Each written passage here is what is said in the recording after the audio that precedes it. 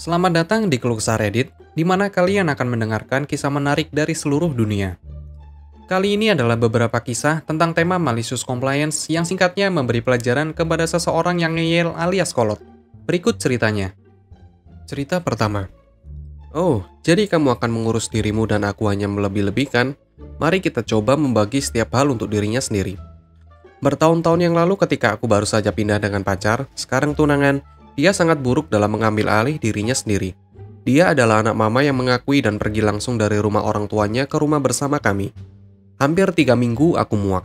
Jadi ketika aku mengatakan kepadanya aku lelah menjemputnya dan bertindak sebagai pembantunya, dia memukul aku dengan, "Itu tidak benar, kita berdua sama-sama membantu satu sama lain." Setelah sedikit bolak-balik, dia berkata, "Baik, jika kamu tidak percaya padaku, mari kita membagi tugas rumah.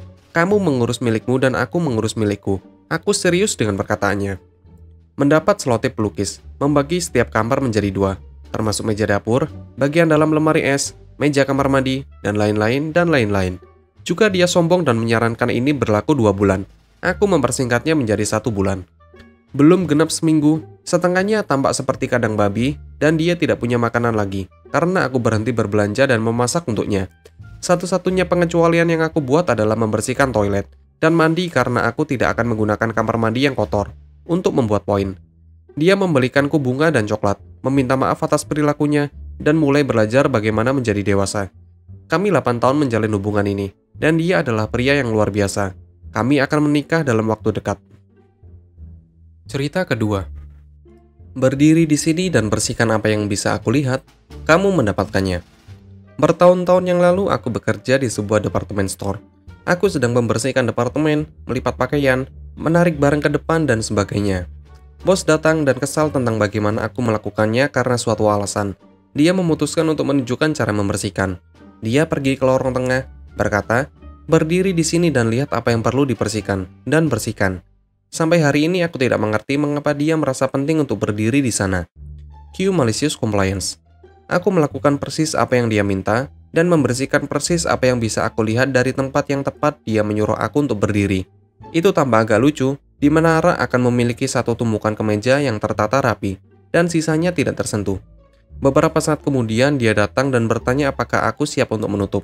Aku bilang iya. Dia mulai berjalan di departemen dan menunjukkan hal-hal yang perlu diperbaiki. Yang aku jawab, "Aku tidak bisa melihat orang-orang dari tempatmu menyuruh aku untuk berdiri." Aku tidak akan pernah melupakan kekesalan di wajahnya. Dia menyuruhku untuk menyelesaikan pembersihan dan pulang. Tidak ada yang terlalu gila, tapi aku selalu menganggapnya lucu. Cerita ketiga. Karen belagu terkena cancel.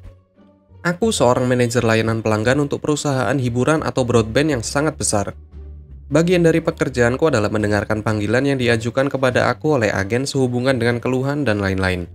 Salah satu agen memiliki pelanggan di telepon menjadi mental tentang telepon putrinya dan layanan broadband dibatasi karena tidak membayar. Pelanggan mengklaim, orang terakhir yang diajak bicara mengatakan tagihannya akan dihapus dan dia tidak perlu membayar. Jadi aku mendengarkan panggilan itu, dan pelanggannya sangat buruk sejak awal, mengolok-olok nama penasihat.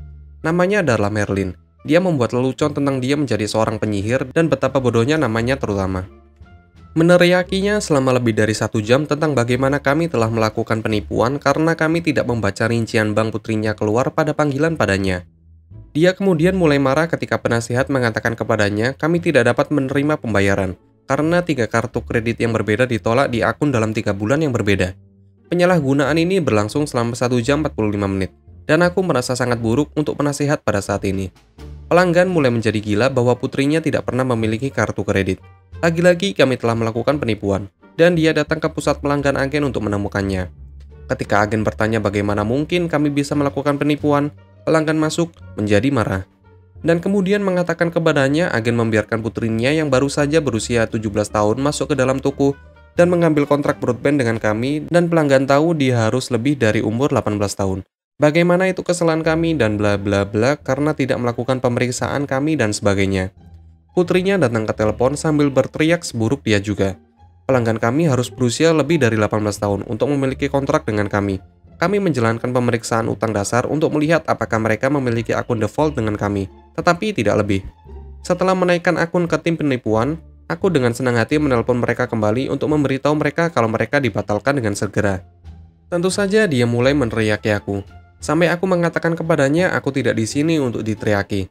Itu jelas tidak untuk didiskusikan dan aku akan menutup telepon.